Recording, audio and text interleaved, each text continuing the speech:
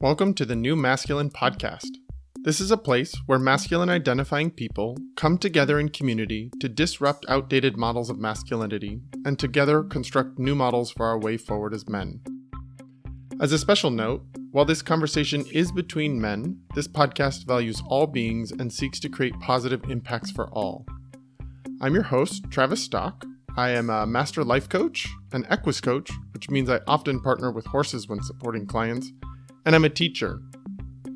In my coaching work, I am passionate about the balance of masculine and feminine energies in each of us, regardless of gender.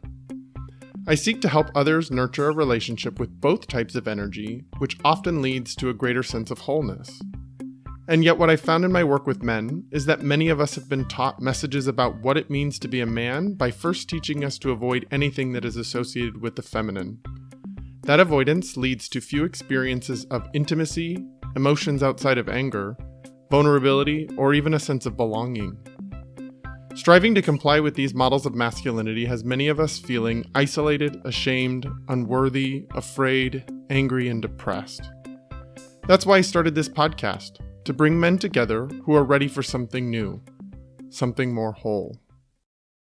My next guest is a leader within an organization called the Mankind Project, an organization that's mission is to create a safer world by growing better men. The Mankind Project describes their methods as training men to support each other in peer-facilitated men's groups that are both challenging and highly rewarding. I had heard about the organization peripherally through other men who have attended groups and was intrigued to hear that there are intentional steps taken around empowering diversity in their groups. So I went off to do my classic pattern of fact-finding and research. Looking back, I should have just attended a group to experience it for myself. But something great came out of my research. I met my next guest, Bakshi, and I thought it would be amazing to bring him on the New Masculine to both hear about his own journey with masculinity and to learn more about the Mankind Project. Bobby identifies as a father, as a provider, and as a husband. He is also someone who has to navigate multiple cultural identities at once as an Indian American. I think you will all greatly enjoy everything Bobby has to contribute to our conversation, so let's just bring him in. Welcome and thanks for joining me, Bobby. Great to be here, Travis. Thanks for having me. And I just have to open by saying thank you for focusing on this area of the New Masculine. And really honored to be here with you. Yeah, I think you and I both share a passion in this area based on your experience in the organization that you do some leadership within the Mankind Project and the New Masculine. I think it's a nice little collaboration we can do to kind of continue this vision of creating better men in the world. So what else do you think my listeners should know about you as we get into this conversation? Thanks. So I grew up very international. I was very blessed. My father was with different divisions of the United Nations. So I spent time. I was born in India, but I was, brought up in Philippines a little bit, and Jamaica, Washington, D.C., back in India for a bit. So I've always considered myself a global citizen, and it's really only in the last I'd say decade or so, that I really grounded myself in being very proud as an Indian American. Been a U.S. citizen for, 20 years, and just very proud. And despite all that's going on in the world, I really celebrate these two parts of me, and there are many others, but those are two key parts of me. It's an intense world we live in, for sure. What was the change that happened within you in the last couple of years of really sort of owning both of your identities as an Indian and an American at the same time? Oh, wow. Boy, that's a big question. Yeah. Thank you. Thank you for asking that. So, to be honest, and I know it's political election season, but I'm going to go right there and say, I'm actually grateful for, 2016 and what happened around, where we are today, because it's been a real wake up call for me. It's given me the opportunity to really step up and go, take my mask off, to say, I don't need to compartmentalize myself with, the Indian part of me or the American part of me, which, by the way, what is American anyway, right? We're all immigrants. So it's been a real wake up call, and stepping back and being introspective to what's mine to do right now in this time that we're in, and navigate it through all of this hate and noise and violence, really. Yeah. Yeah, I love your perspective around navigating the challenges of our current reality by recognizing the gifts that are there. I think it doesn't sound like you're doing it from a place that's trying to like spiritually bypass or just be positive and not recognize the challenges. You're actually using the challenges to take the mask off, as you said. I think that's a really important thing because so much of what's happening in our current time frame is unearthing so much shadow in our culture. So much of what we refuse to look at, so much of what we refuse to work through. And we're getting to see it so glaringly and in our face. And we've got the volume turned up so high that you have to address it. So I do think there are gifts in this time. And it's great to hear that you're using the gifts to step forward and step in and learn about the way you show up in the world. So Travis, thank you for spiritual bypass. I'm really glad you used that term. It's something I'm I'm getting goosebumps as I think about it because I really journeyed with that. You know, my wife gave me a gift, among many, about, I'd say, 15, 16 years ago when my dad died. And she goes,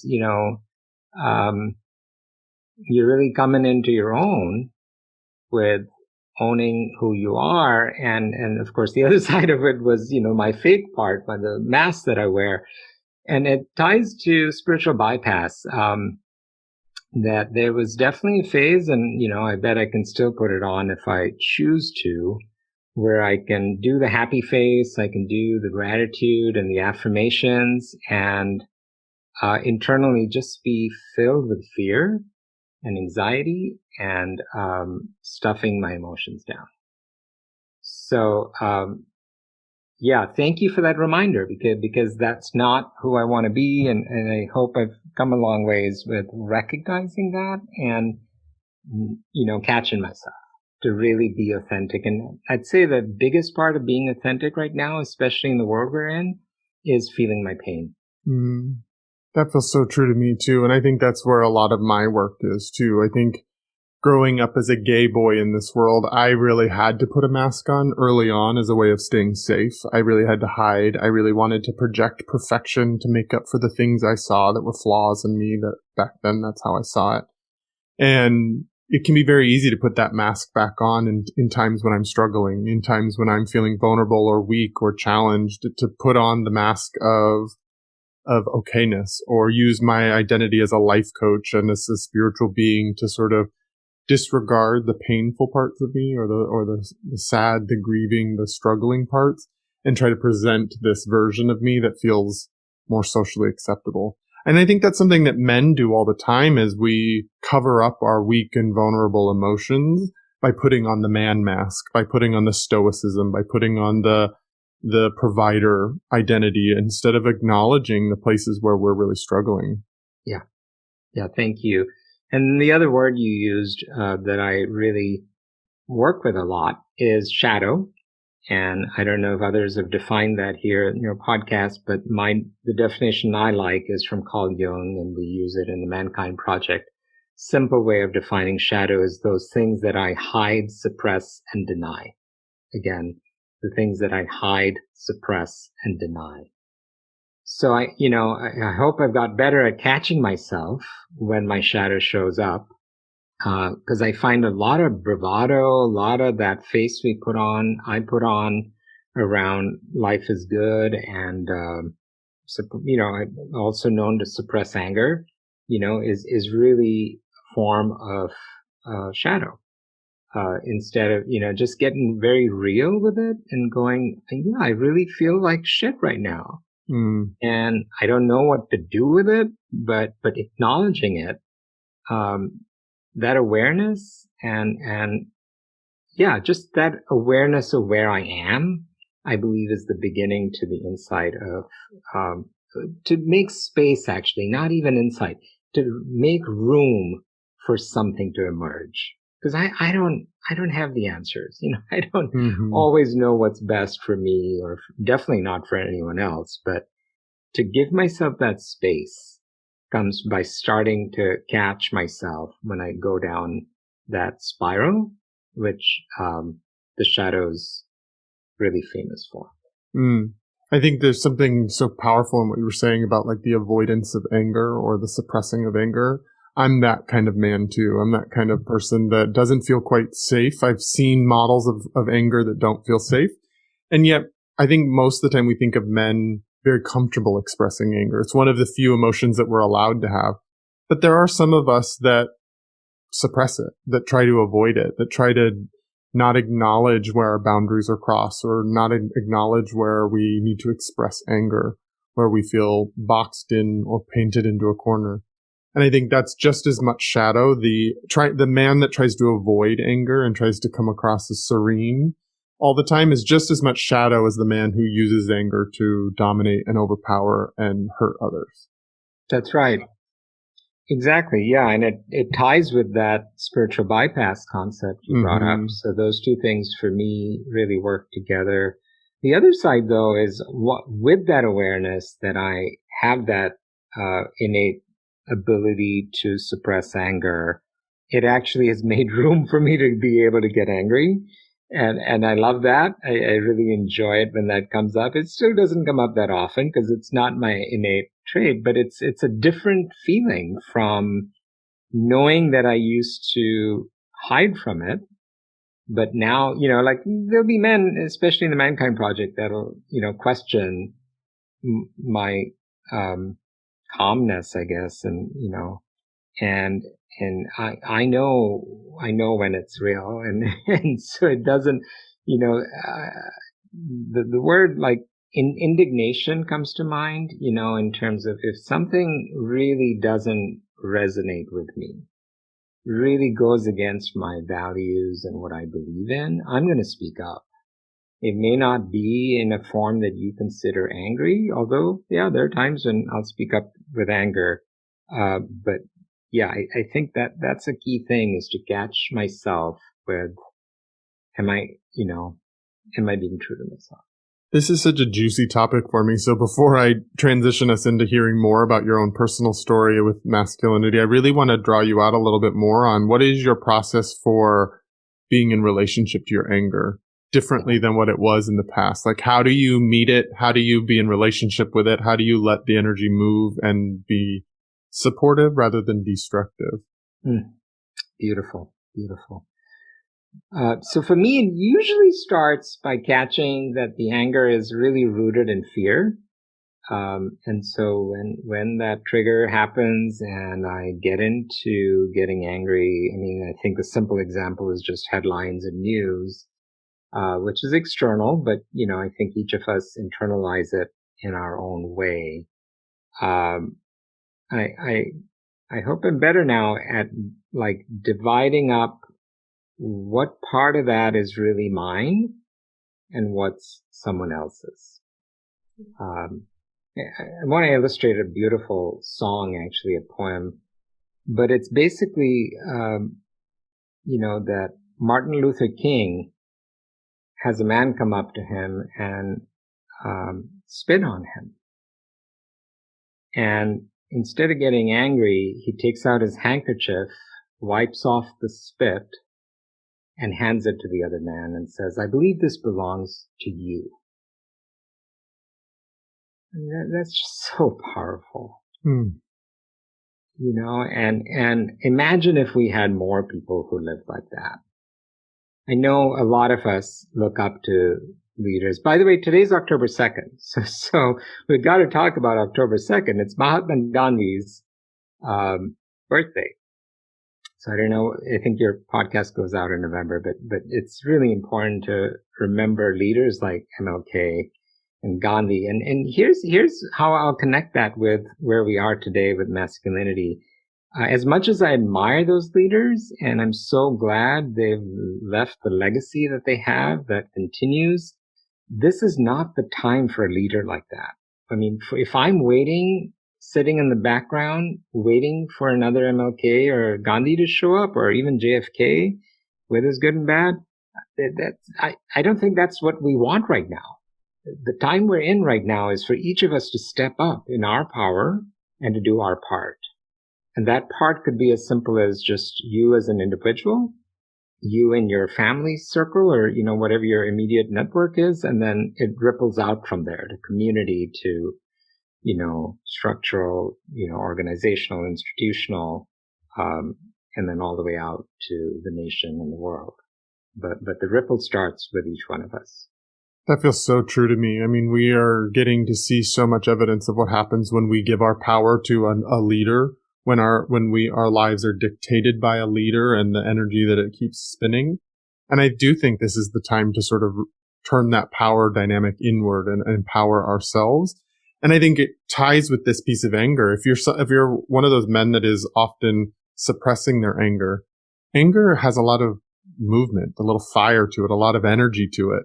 And I think of, if you step up the emotional ladder from anger, you sort of can go from like rage at its hottest to anger to frustration to passion. Like, it can be the birthplace of passion. And if you are suppressing that anger emotion, it blocks you from really engaging in a passionate way, from stepping forward, from being the leader you're seeking out there that can help guide us into a more balanced way.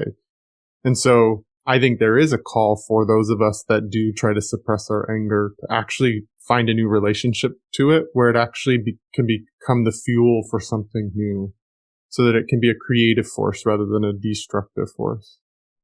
Yeah, totally agree with you, Travis. There are processes in the Mankind Project, in the experiential work, that help men like you and me who haven't played with anger much growing up to experience it. And it really comes down to sort of primal instincts, like getting dirty, just taking a lot of mud and smashing it in your face and all over your body, growling, and yeah. So I really love what you're saying about the energy has to come out. And so let's look at the other side of that. So there are healthy approaches like that. I believe those are very healthy to express our anger. And then there are very unhealthy ways that it shows up. And for your listeners, I would say, ask yourself when that anger comes up, who's talking? Who's really talking? And I bet a lot of times with what we're seeing right now in the world, it's the little boy that's hurt, that's still, is probably neglected, has not gotten his needs met, that's throwing a temper tantrum, and it shows up as anger. That's very different than getting angry about inequality, or getting angry about, I'm sorry, actually, that's the only one I'm on right now, is there's just so much inequality in the world. I mean, I was just trying to think of a couple of more to give you like 3 things, but I could go down the whole list of the ways inequality shows up. Yeah, I mean, I think that's what we're looking at as a culture right now. We're looking at, you put misogyny, race, homophobia, white supremacy, like you put any of those in, it really comes down to inequality. Yep. Is what we're navigating. Exactly. And so back to anger, when I feel I am the oppressed or the unequal, how do I shift things in a way that really makes true change? Does smashing windows get me that? I'm not a big fan of that. I'm very much a fan of nonviolent protest, but not of vandalism. And that's getting so mixed up in society right now, as I absolutely get that anger had to come out. It actually starts from way before any of these current events. And it's so bottled up that it's shown up in these very drastic ways of killing and property violence. But we've simplified it. Yeah, we're so soundbite sensitive that if it isn't something that I can explain with one thing, like, that's the bad element, and so they're breaking stuff, we end up with, this simplicity of law and order being the way to go, which is absolutely not true. because it's an absolute false sense of safety to think that the way we've approached law and order is going to work. That's got to change. And the change has already begun, but the only way we'll keep that momentum to truly have it take impact and have anti-racism be a reality is if each of us do our part. And that starts with, speaking up when you see an inequality, when I see an inequality, and taking action against it. That is so true. I really appreciate that idea that you brought up of how short form, high impact, soundbite kind of ways that our mind is being trained to sort of absorb the world that makes it very simplistic. We're losing a lot of nuance. We're losing a lot of ability to be in conversation and dialogue and to communicate and find each other because we're just trying to have breaking news or get likes on social media or get lots of comments on something. Where those short form, high impact things are powerful right now. So I'm really grateful that you're having a more long form conversation with me here on this podcast. I think that's something that I value so much is actually engaging in real overtime dialogue with men rather than just having these like flashy little moments that get people's attention, because I think this is where the nuance happens. This is where we start to find solutions that we didn't know before. It's when we start to engage and see the world through different perspectives. You as an Indian American, me as a white man in this world, like we're going to have different experiences of the world. Yeah. Something comes to mind, we say often in the Mankind Project, time in the Greek way is chronos, which is chronology and, linear, right? It is 10:39 a.m. right now. And then there's kairos, which is, in its own time, when it's meant to be. And thank you for the spaciousness of the way you've designed this, that often podcasts are shorter. And I think, I hope that in this time with the pandemic, and as difficult as it is for people to stay quarantined and all of that, that comes with it, that it's a time for introspection. That's the biggest gift of this year is, can I give myself permission and time to slow down and not get sucked into the vortex of the sound bites and the tweets and the Facebook, to really look at what works for me and what doesn't from a place beyond the fear of basic needs, right? I'm going to segue a bit. I'm also intrigued with Maslow's hierarchy. So Maslow's hierarchy, as we know, right, starts with our basic needs and goes all the way up to self-actualization. Somebody I heard recently actually put that to the side, meaning he didn't flip it, but he said it goes horizontal rather than a pyramid, right? So take the pyramid and you turn it to a side, and so it almost becomes like the infinity sign, that it's interplaying. So it's interesting, right? Yes, there's fear about being in another Great Depression. I don't think we are. I think it's a different nature of that. Yes, there are people who are struggling tremendously with unemployment and just such tremendous change and the fires and all of that. And it's awful. But at the same time, we have evolved. So let's give ourselves credit for, it may not feel that way when you look at the headlines and the insanity that's all around us. And I really firmly believe that we have evolved. And so to do the self-actualization along with meeting the basic needs and the stuff in between, with body and heart and mind working all at the same time together rather than making one king and the other servant, right? I think that interplay is really rich right now. At least it's a rich opportunity. Now, whether people take up on it or not is another question. Yeah, that's totally true. Whether people take it up that's where free will comes into it. We can't force people into it.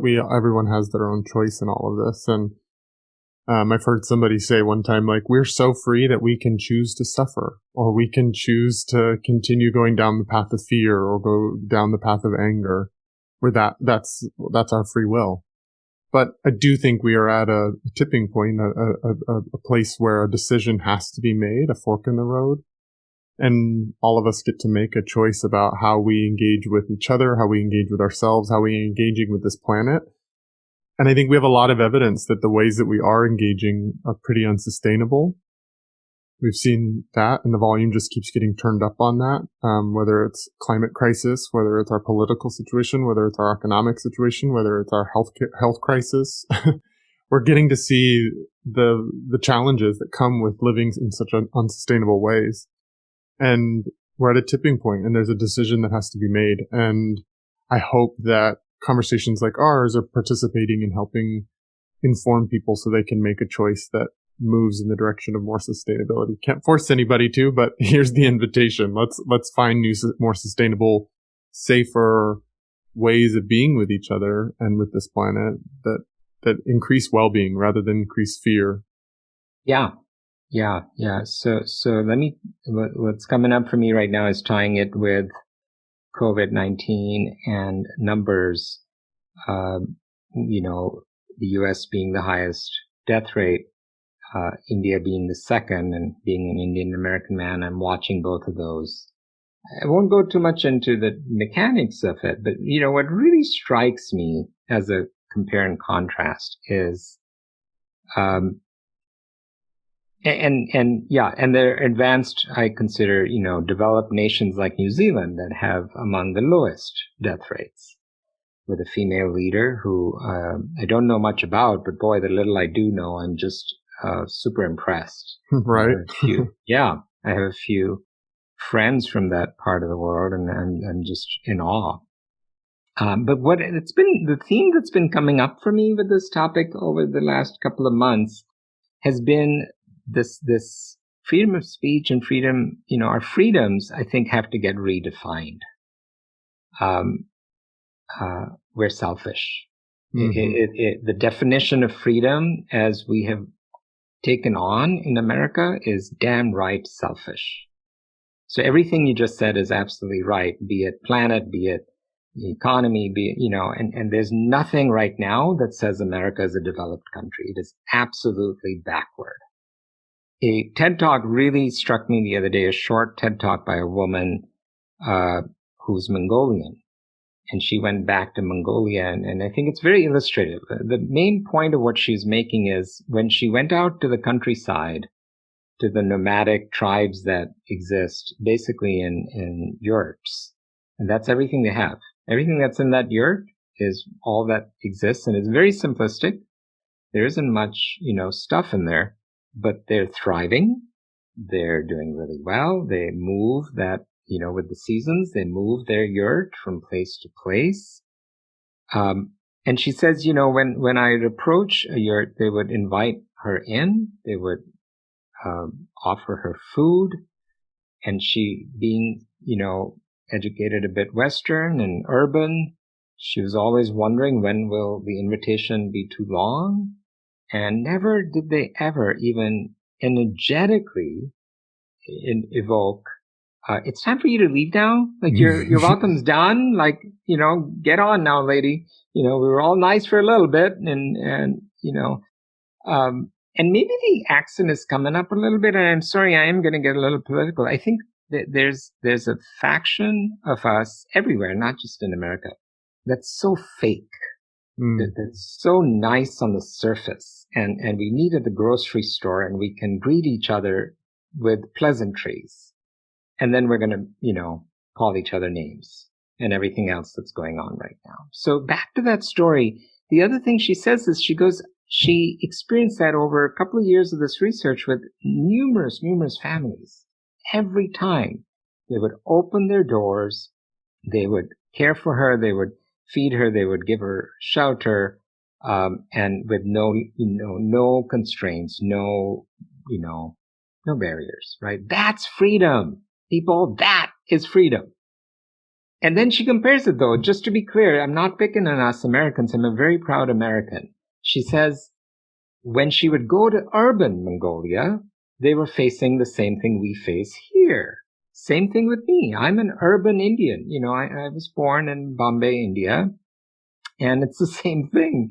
When I send videos like that to my family in India, they're like, yeah, that's a small country and, so they can be eco-friendly. And Iceland, that's another great example, just amazing statistics on how well they've done.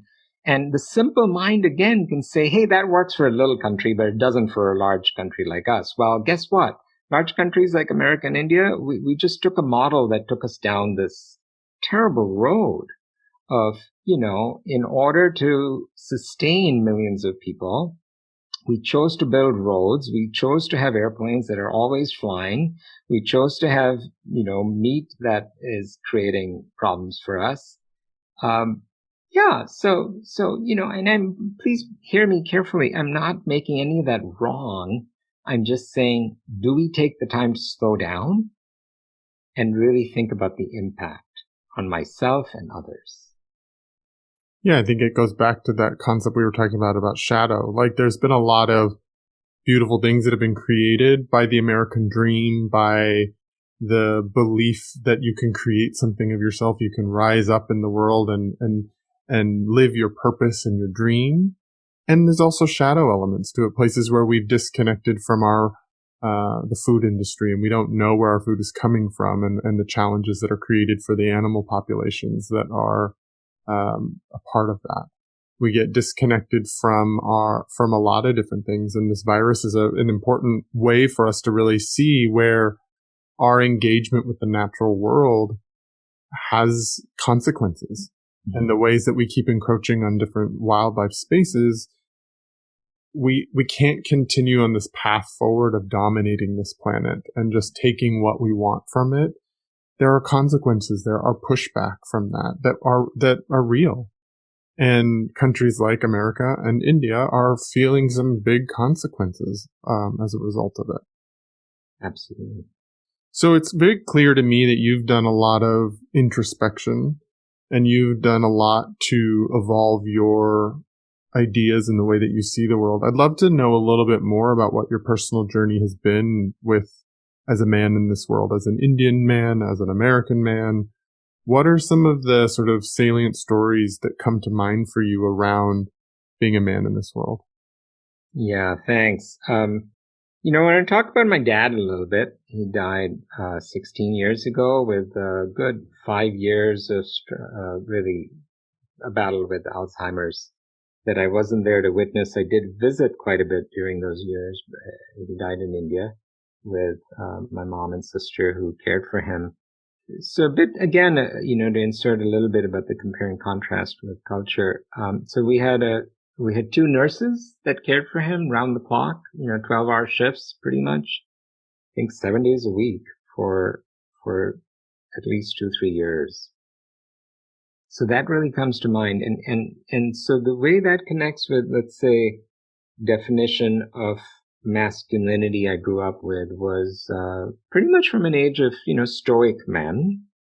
My dad was a man of very few words, highly respected, and truly so. So I'm very blessed.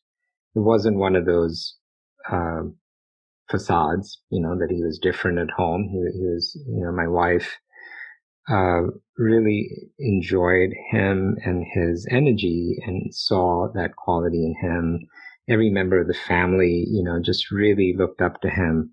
So that's one part of my definition of masculinity is that you're looked up at, right? And so the shadow in that can be wanting to be looked up at, right?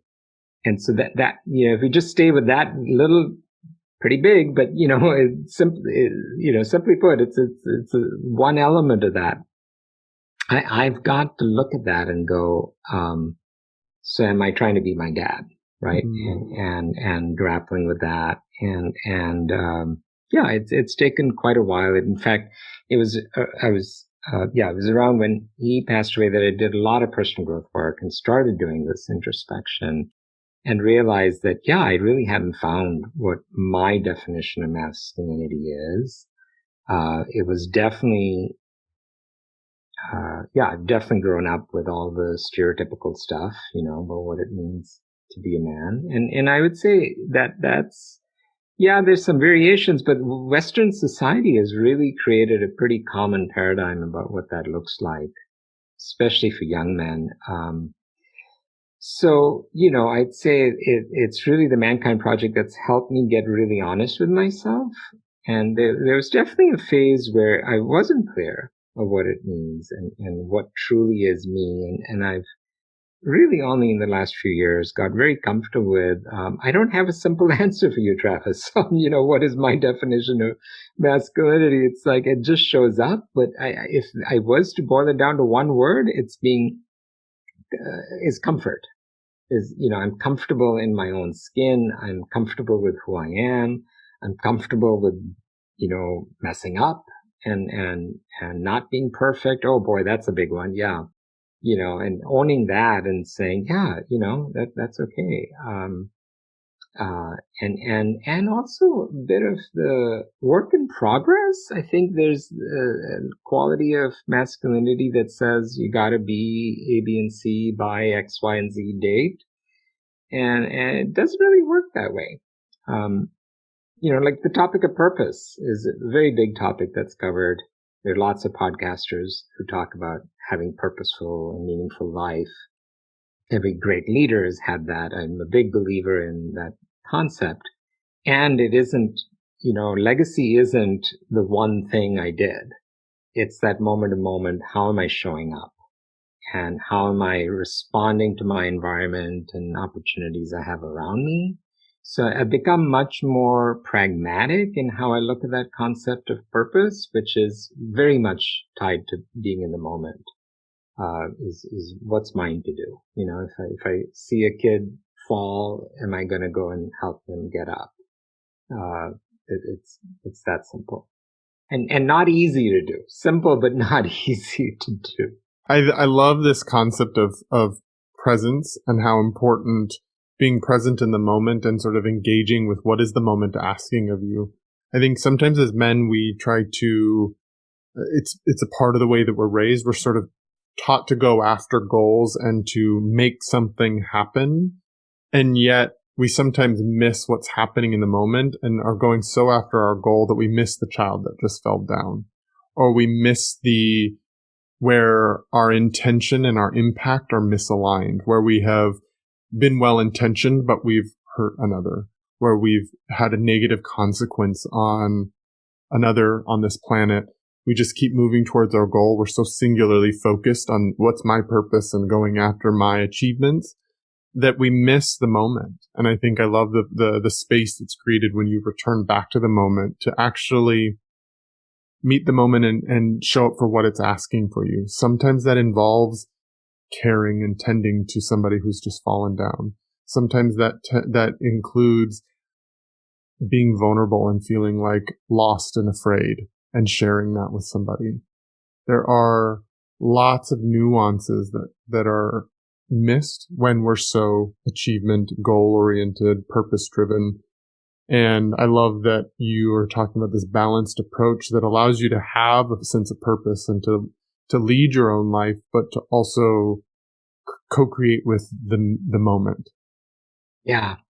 I'm a big fan of that word, co-create. I wish we could make that our culture. But there's another aspect. Let's go back. Let's connect this a little bit with the freedom and independence, right? That's in our DNA as Americans. I think there's an evolution to that, which is the responsibility that comes with it.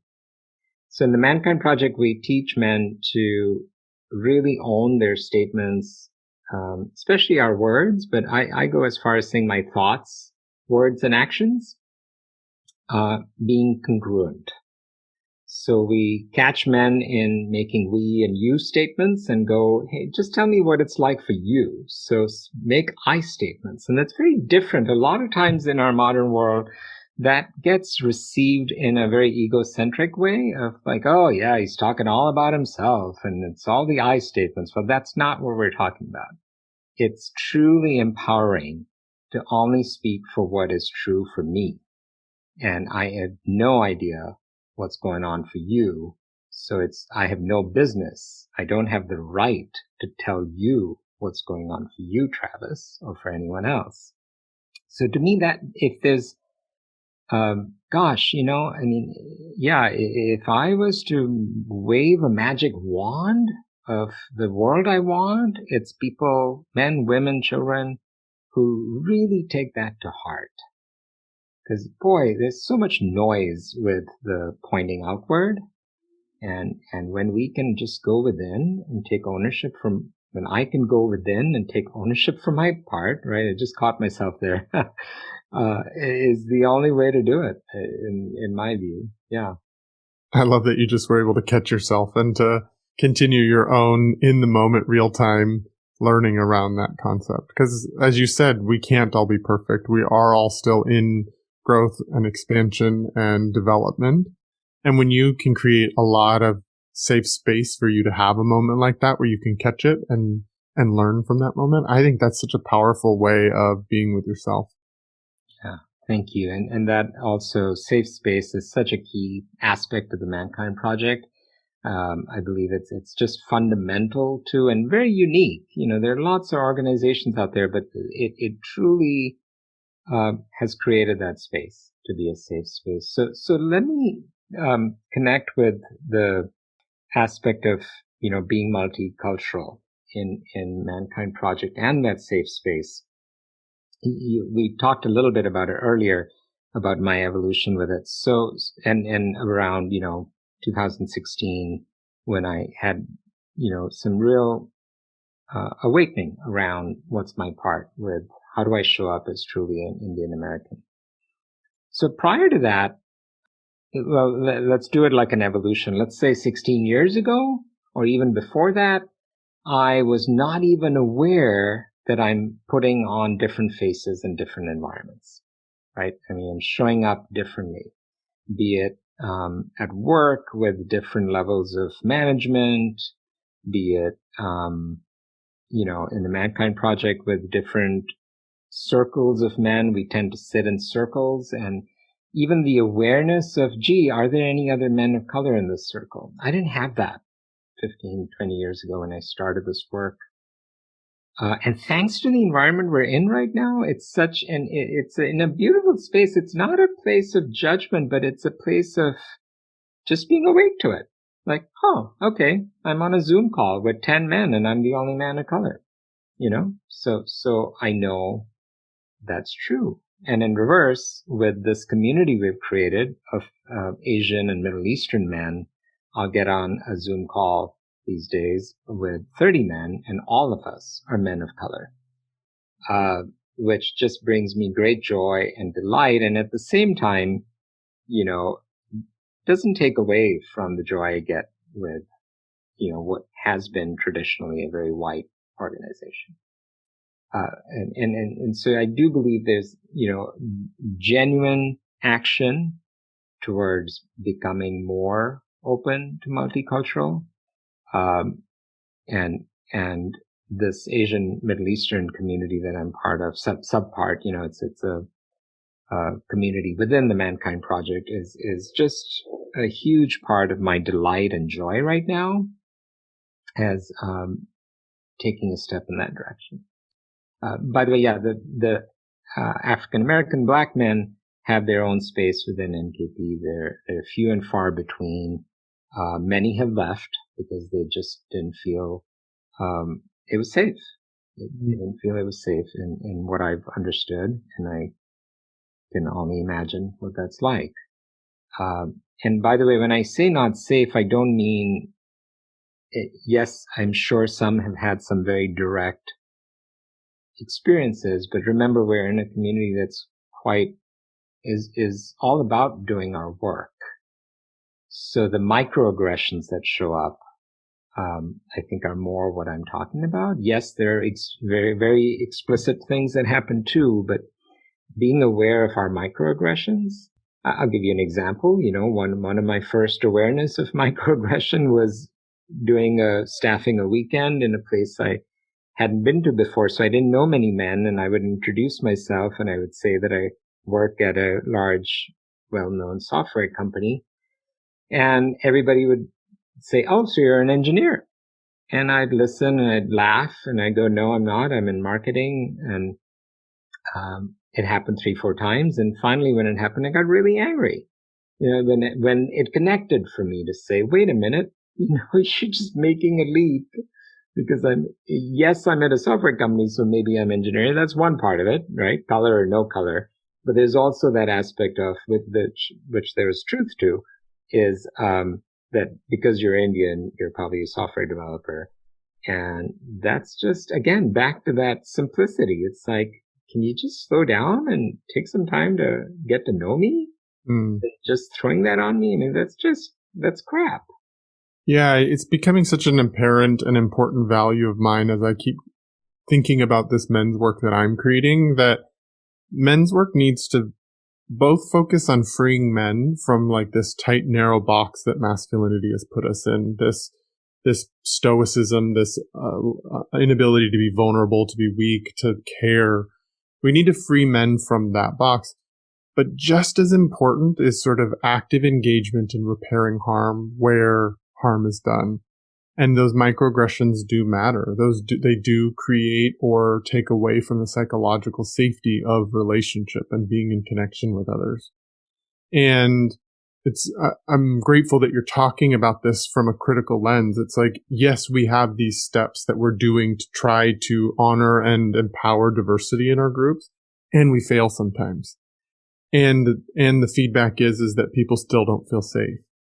And it makes sense. That's where we're at as a whole culture right now. We don't have the answers. We're looking for the answers. We're just now actually having real conversations about empowering voices of minority communities to help us know what is creating safety versus trying to just say we do it. Like there's a lot of careers right now that are around diversity, equity, inclusion in big companies. And it's mostly white women leading those things. It's people that aren't experiencing necessarily what that is. Sometimes you get a gay person or a queer person of some sort that leads that has some recognition. But as a white gay person, I don't have any experience of what it's like to be a black person in this country. That's and right. So while I can talk to my experience and know my empathetic understanding of what oppression feels like or what it feels like to not feel safe in a space, I don't have the same experience that a person of color is going to have. And so it's really important that we keep elevating voices to actually be the ones that are helping us know what creates safe space and what is microaggression and what takes away from that space, rather than assuming that we know how to do it or dismissing when someone doesn't feel unsafe, saying, "Oh, get over it, man up. Don't feel you shouldn't feel that way. I didn't mean it that way." What would happen if you actually took a moment to let the impact of your actions land a little bit for yourself? To know that you've hurt somebody, that you've harmed somebody, that you've made them feel unsafe. What would that be like? Yeah. And let's take that example you just gave. When those moments happen, when people discount what just happened, and it's very culturally okay to just breeze right by it like nothing really happened. That's a classic moment of, to me, the simplest and most important part of anti-racism. Is anybody involved in that moment, any observer, even outsider who observes that, needs to call it out. It's like, stop. And it isn't, by the way, the other side of it is often what happens is the person who's making small of it will be the one who'll get absolutely shouted down and shamed. I'm not talking about that. That person's probably very wounded themselves. They've probably got a lot of work to do themselves. So I think the art of it is in unpacking it, in creating a space for, parties, to the extent they want to speak up and be heard. And everybody does it in their own way and in their own time, right? Because the other extreme of it is with people who don't understand another culture or race, is getting overly zealous to say, "Oh, I want to understand you. Tell me all about the times that you've been oppressed." It's like, no, I don't think I want to do that. So, it's very nuanced. And again, to me, I want to really, something that's just emerging for me, Travis, I hope for the listeners, is the power of making space and allowing ourselves, giving ourselves permission to just be with what is. You see, because that's very tied with the discomfort of these. I mean, right from, Thanksgiving conversations about politics with, families that have different points of view. Are we going to just, tiptoe around it? Or are we really going to create a space for people to be able to express themselves without having a shouting match? And that is an art form that is lost currently right now. How to have a space where people can have opinions that don't align with each other and it not turn into a screaming match or immediately fracture the relationship. And I think it is all of the sort of suppressed and repressed things that have gone on in our lives, the pain that we've felt over time, and then it just kind of all comes up out at once, and too much of our pain body is activated at one point to actually stay engaged in the conversation. I know that you have been instrumental in helping create, you've sort of alluded to it here, but I want to draw you out a little bit more about the Asian and Middle Eastern group that you do through the Mankind Project. Can you talk to a little bit about this diverse group that you've created? Sure. I'll actually back up a bit. In 2016, I was part of co-creating the first, what we call New Warrior Training Adventure, which has been the primary training from the Mankind Project. It's a 48-hour experience. So yeah, I was co-creator in creating the first one in India, in Pune, India, with a man of German descent, who lived partly in the US and, India. And it was just very precious to me. It was a, bucket list item, that I'd wanted to bring the work to India, and we did. But what I want to share with you and then connect with where we are now is the big lesson from that was, because we were all outsiders, there was really nobody who had been, there were a few people who had been through the Mankind Project who were part of that effort, and living in India, but very few true, fully Indian people who've been through it living in India. So we flew everybody in. I flew in from California, and, people flew in from Europe. South Africa was part of it. So we had several men from South Africa. And so it went off tremendously well. I believe we had, very positive impact on the 11 men that went through that weekend. But the big learning was we flew in and we flew out. We tried to stay connected with those 11 men, but my heart hurts at the fact that we weren't really able to do what the Mankind Project, I think, is most, what I cherish the most about it, which is creating and sustaining a community. Right. And so we have these men's groups called integration groups, and you can join them even if haven't gone through the Mankind Project, New Warrior Training Adventure.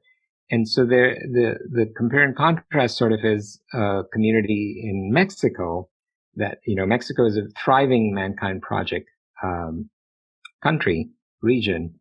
And they started with these men's groups. They started by men gathering and just getting vulnerable, creating that safe space for men to feel the energy of what it's like, how different it is to not just talk about sports and women or, and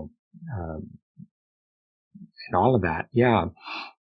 And being welcome to all men, right? All men. So that got me thinking about it. And so about a year ago, a man, I'll actually name him, Josh Singh, had a vision in Mankind Project of this Pan-Asian Middle Eastern concept. And we hadn't really got to know each other much before that. And it intrigued me because my vision was always about how to expand the work in India and with Indian Americans. But I really embraced it. And so fast forward over the last year, what we've been doing is that example with Mexico. So we're doing Zoom calls, to meet every month with, Asian, Middle Eastern men, both, who have gone through the Mankind Project New Warrior Training Adventure and who haven't, who may consider it.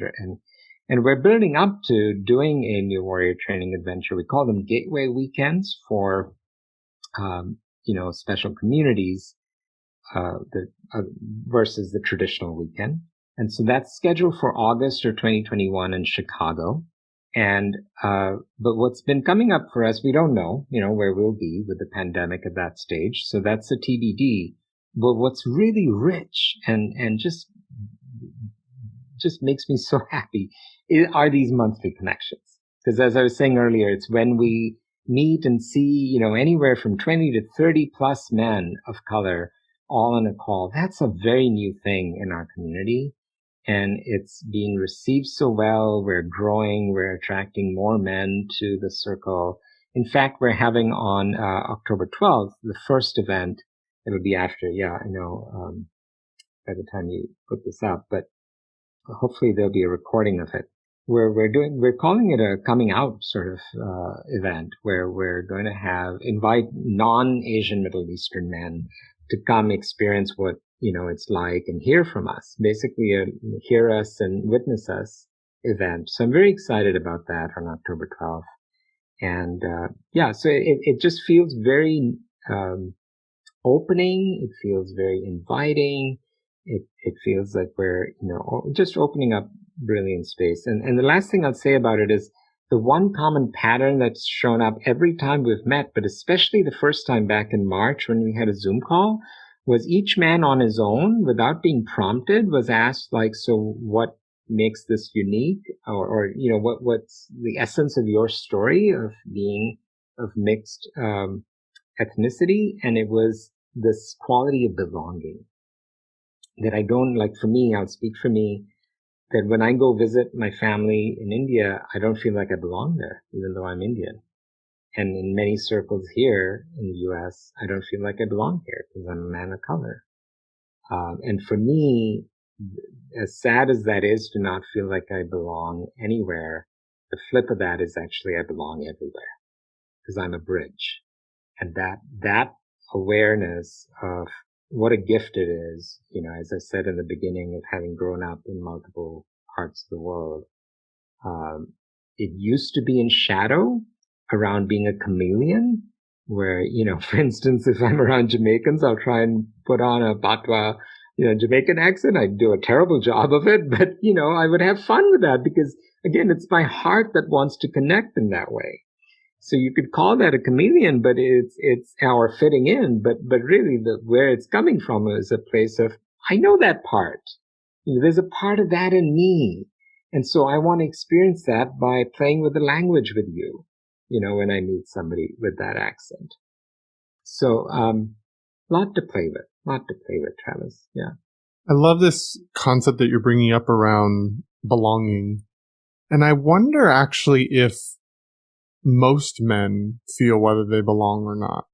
Because it's also true to my experience, and my version of it is I didn't feel like I fit into the heterosexual straight world. But when I came out, I also didn't feel like I really fit with gay men. And it was where do I fit? Where is my community? Where are the people that are like me? And it needed to go beyond just my sexuality to find those things. It couldn't just be, you have this one thing in common and that makes you similar. It needed to expand beyond that. And I love this concept of belonging everywhere because I find that true in me too. If I'm looking for belonging in one singular place, I can notice a lot of places where I don't belong, or at least that triggers that part of me that fears that I don't belong.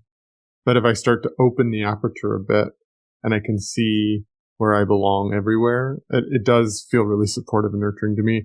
And I just find it so entertaining how many things you and I have in common. I definitely refer to myself as I like to play with the archetype of the bridge, that I'm not usually in one space or the other. I'm connecting the two. Mm.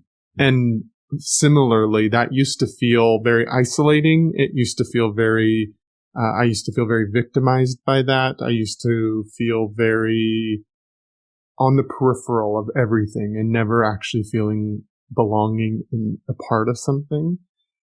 And I found that as I've done my own healing journey and my own work, I've found the light side of the bridge, the one that can translate between spaces, the one that can bring information in between.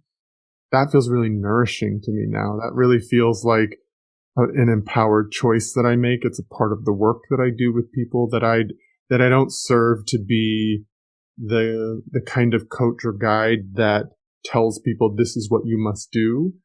It is to be a reflective space. It is to be somebody that's curious and open, that gives you the ability to explore your own self.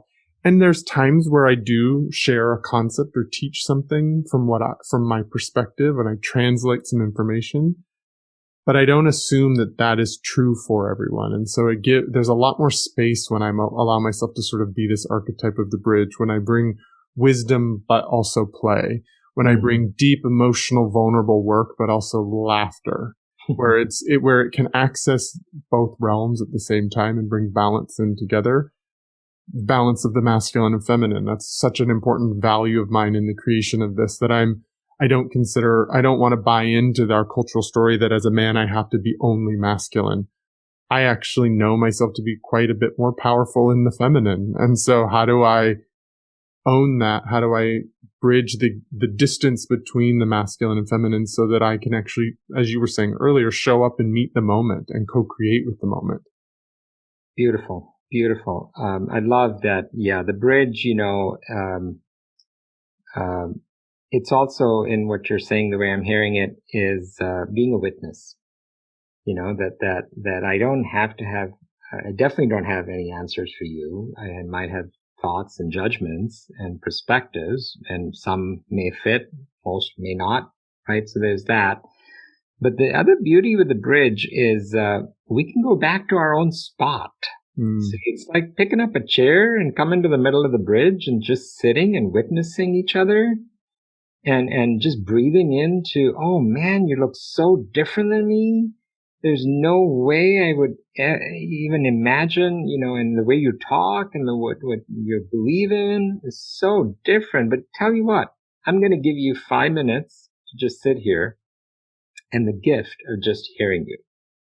I'm not saying you're going to say that to someone, but imagine if we created spaces like that. And I believe that's what we do with the Mankind Project, is just sit and witness someone in all their beauty and ugliness and messiness and imperfection, and be okay with that and be able to do that myself, and then pick up my chair and walk back to my spot. And then sometimes, if we're lucky, you kind of leave the chair there, or you keep nudging closer, and before you know it, I've been fortunate. You're knee to knee, and you're eye to eye, and there are no words. That's the moment. That's the moment.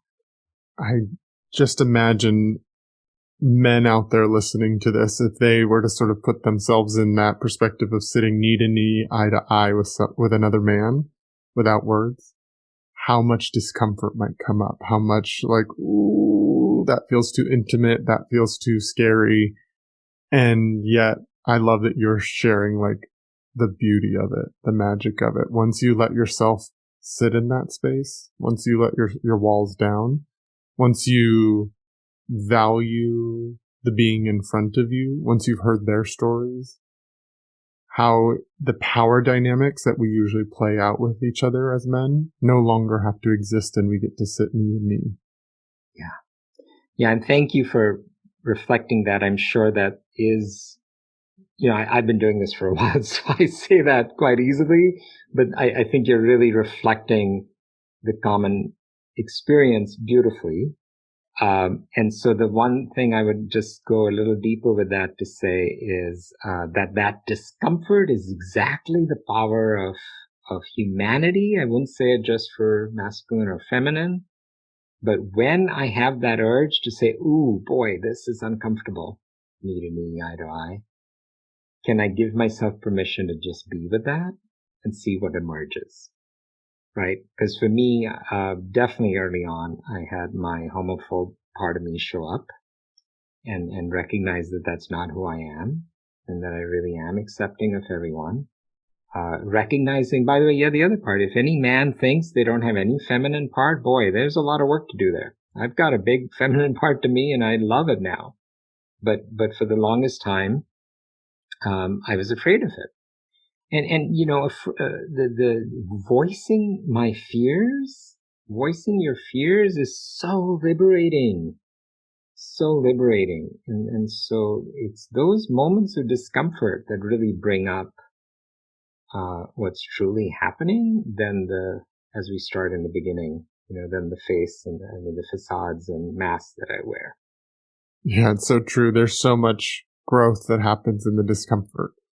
Once the ego is triggered, once the protective strategies are there, if you push it too far, you dissociate and you're in fight or flight, and there's no learning that happens there. But there's this sweet spot that happens just outside the comfort zone, but not too far outside where you are flooded with stress hormones and your parts of your brain shut off.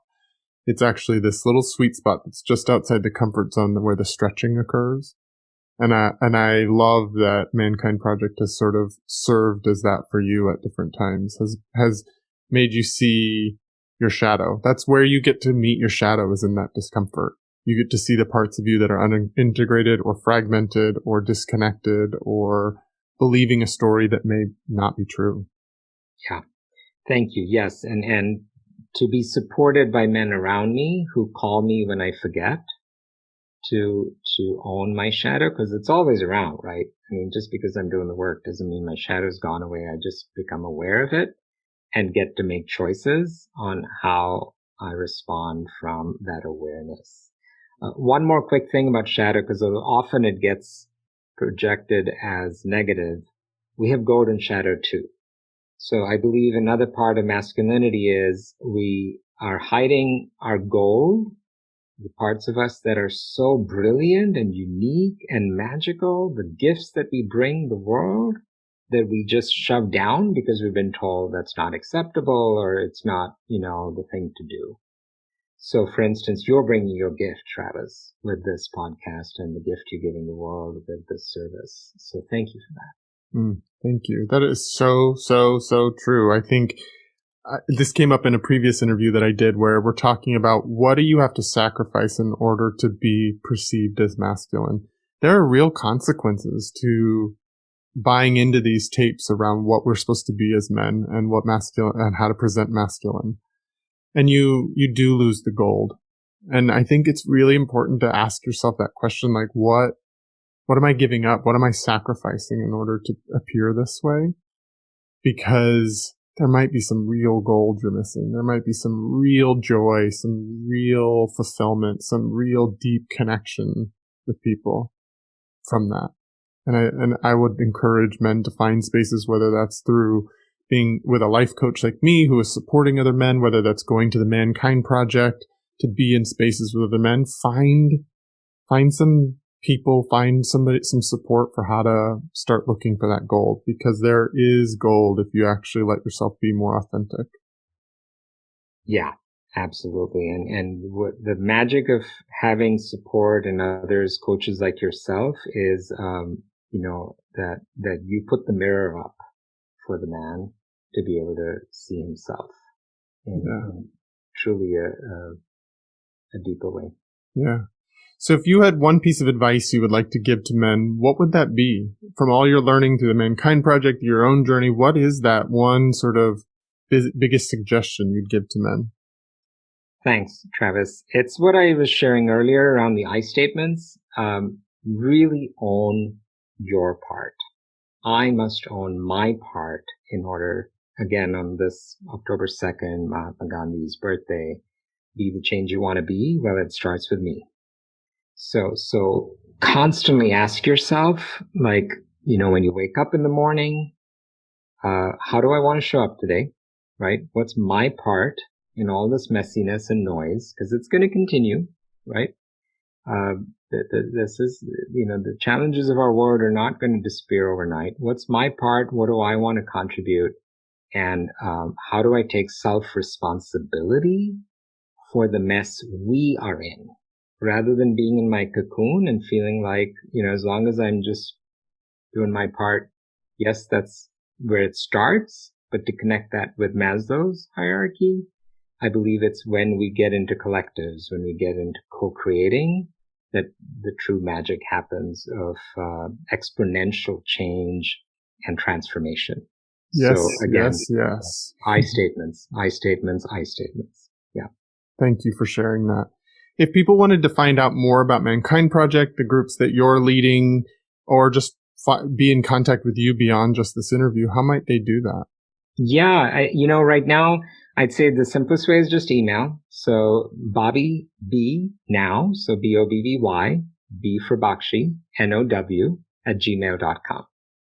And if you're interested in learning more about the Mankind Project or the Pan-Asian Middle Eastern community that we have, or anything else, feel free to reach out. Well, thank you for making yourself available and for being a resource around this organization that's trying to create better men, that's trying to do their best to value diversity, that is working through it, that is finding it just like the rest of us are, that's getting up and showing up and getting in the arena, falling down sometimes, but actually like with the clear vision on doing good in the world. I think that's the most important thing. And so thank you for being a bridge to an organization that's doing some of that work. If you want to get in contact with me, feel free to go to my website at travisstock.com, or you can email me directly at travisstock03@gmail.com. I'm also on Instagram and post a lot about the New Masculine podcast and continue to have ongoing dialogues with people there. So you can go to at Traver03 to find me on Instagram and to continue participating in this conversation in a more live fashion than these static conversations on the podcast. I'm also on Patreon if you're interested in contributing to the New Masculine and the mission that we're creating here, the movement that we're creating here with the New Masculine, and you want to contribute to that, help me continue moving forward. You can go to patreon.com/thenewmasculine to contribute financially. Thank you so much, Bobby, for joining me on this episode. It's been a real pleasure. I'm so grateful to know more about the Mankind Project, but I'm so grateful to know more about you. So thanks for joining me. Travis, thank you so much. It's been such a delight to be with you. What you're doing is just really, really helping, I think, lead, as I said, you're being the change that we want in the world. So thank you so much. It's been an honor. Thank you. It feels wonderful to be with a man who's also doing the same in this world. So thank you.